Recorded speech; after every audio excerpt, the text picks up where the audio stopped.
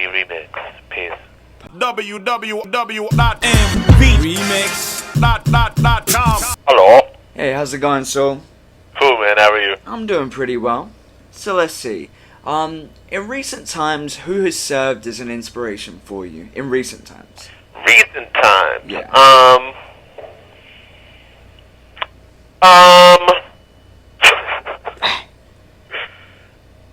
Thom Yorke. Thom Yorke. Any particular reason why? Because he's dope. That's good. Because there's just such great passion in his music and in his performance. That's the sort of passion that I aim to yield in any form of expression, you know? Yeah. Someone like him, and to me it translates into anything. Like, it can translate into hip-hop. You know, another inspirational person is Sean Penn as an actor. And it influences how I write music or write poetry. Just like, I like that level of bravado. Yeah. You know? Hip-hop-wise, who's I don't know, I mean, I really am moved by people like Andre 3000, you know, but I'm also inspired by 50 Cent. Yeah. Definitely. Well, along those lines, can you tell me about your new album and why you decided to call it after your own name and such? Well, we decided that it would be self-titled just because we thought that I was searching for titles and not coming up with much of anything, and so then we just thought, wow, you know, why not just let it be self-titled? And I thought that was great just because I feel so good about the album, and because I feel like when we decided to make it self-titled, I got really nervous because it made me then go back to all the music and think, oh my God, you know, does it reflect me? You know, like, it's important that it reflects me fully if it's going to have my name. Yeah. So then that made me realize, wow, a title, I guess, is kind of like something you hide behind, because I wouldn't have had those issues if it didn't have my name. You know, like, if I had a title for the album aside from my name, I wouldn't have gone back and be like, does it reflect me? You know? So I liked the way that it made me look at myself and the music. Cool. Why, was there any particular reason why it was recorded over such a quick period, and did you have the material previously written, or was it all focused within those 10 days? Oh, I was only in the studio for 10 days, but I mean, I had been writing stuff ever since, I don't know, like 2 years. I mean, some stuff, there's some songs I wrote in the studio during that time, and the other songs were ready, like, you know, at home. I had recorded at home. Cool. Can you elaborate a little bit upon industrial punk hop, what that means? Industrial because of the cranky metallic sound of the percussion in the album. Punk because of the drive of it. Hop because of the rhythms, you know, and the feel of it still is very much connected to hip hop. I knew I wanted the album to be up. I knew I wanted to move, you know, and I think that the greatest elaboration I'll be able to give on that is in the live performance of it, you know. But I think that for a long time I've just been feeling like there's a direction that I wanted to head musically, you know, and just something that really complements how I write, you know. And I think that's a challenge for some artists, is to find the music that complements their writing, you know. I've had producers make beats for me at times, and it's been cool, but it's been more complimentary of their nature than mine, you know.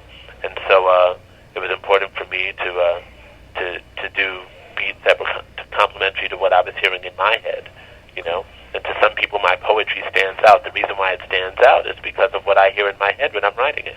Yeah. So this is the best example of what is there in my head.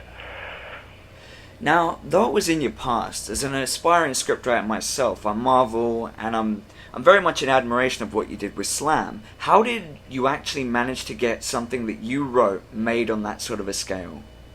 Well, it wasn't my idea.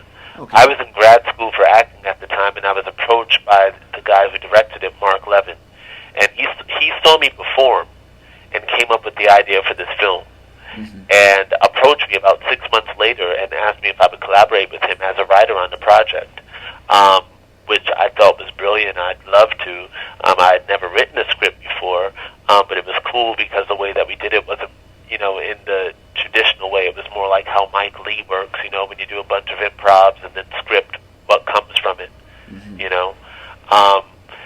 So it was, and that part was kind of simple because he was doing the organizing and I just had to show up, and I was really passionate about it, of course. And then everything, with the Cannes and Sundance, that was just all blessings, that was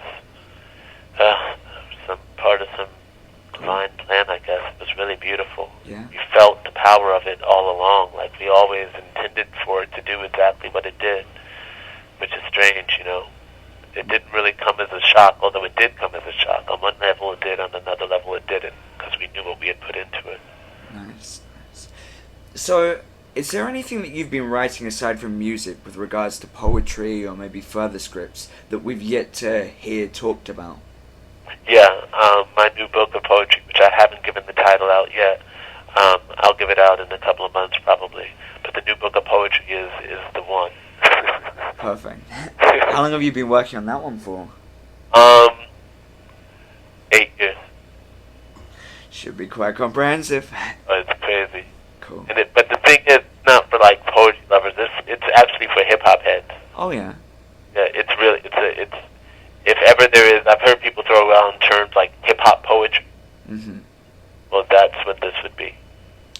A while ago, I was hearing about Kanye's album, and the bootleg emerged, and all of a sudden there's a track with a guy which sounds exactly like you. And everyone starts talking about Saul Williams is working with Kanye on this track, and it turns out to be someone else. Right. Do you have any sort of comments on that situation, or? I really like the song. Okay. And I like the poet, Jay Ivey. I thought he did a great job. Cool.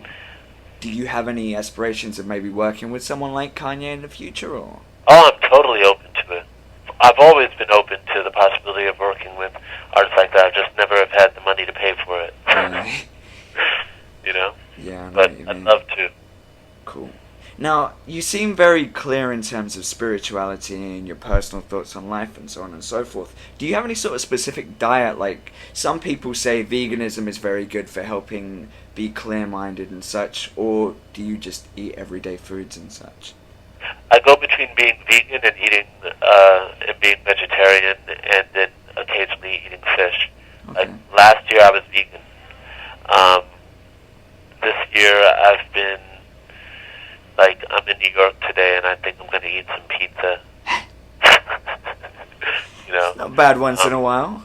Yeah, so I might do the occasional dairy, Cool. and I might do the occasional fish. Nice. So as a For world... the most part, I stick to a vegan diet.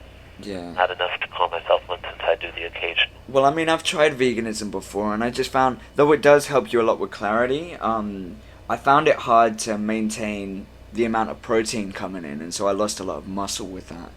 Oh, yeah? So, didn't work I too find well. it all right with the protein. It's the other stuff Oh, okay. I miss out on sometimes. Yeah. I'm So a as rice guy. as a well-traveled man, where would you say has most enlightened you and why? Well, depends, I was in West Africa for a month, once with my mom, and it was right after that month that I came home and started writing poetry. That was in 1994. And it was surreal. I went there, and one of the main CDs that I brought with me was Nas, Illmatic. And I was listening to Nas while taking a train from Senegal. What the? I thought that was me. Sorry. While taking a train from Senegal to Mali.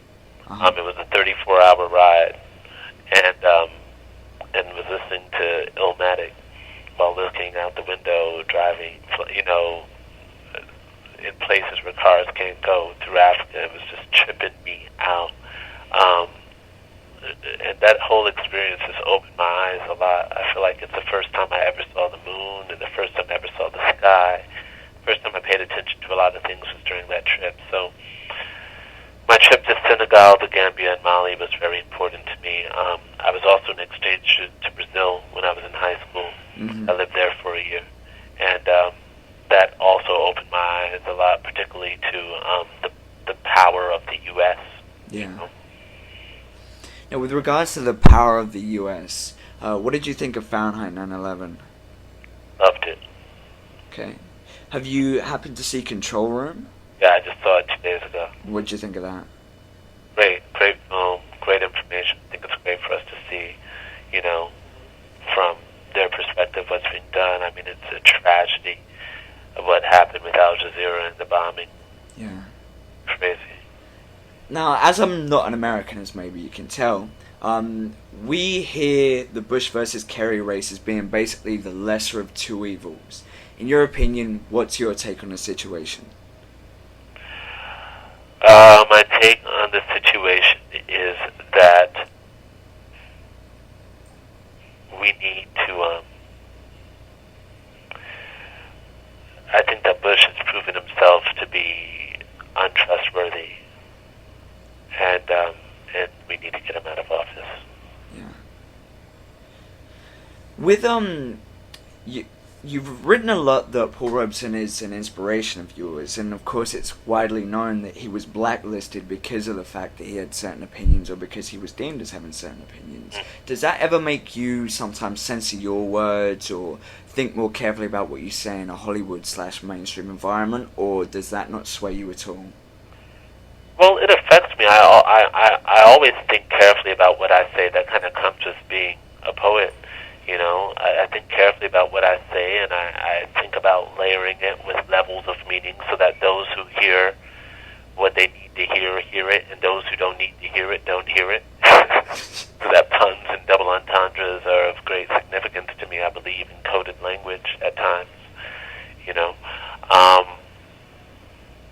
But on the other hand, we definitely live in a different age, you know, and whereas the people may not have come to the rescue for Paul Robeson, you know, we're definitely building, you know, I won't call it an army, but a coalition of people, you know, that can support us as artists when we speak up. That's what Not in Our Name is about also, is being a support group for artists who wanted to speak up against the war and what have you, and knowing that other artists had their back. Yeah. What do you plan on working on within the next year? Next year, I'll be finishing this book. I'll be doing this one-man show off-Broadway. I'll be touring like hell, and hopefully getting some film work in. Cool. Could you die today saying you'd lived? Huh? Could you die today saying you'd lived? I could, but I won't. Pretty good answer. Do you have any last words to your fans or potential fans that are going to be reading this?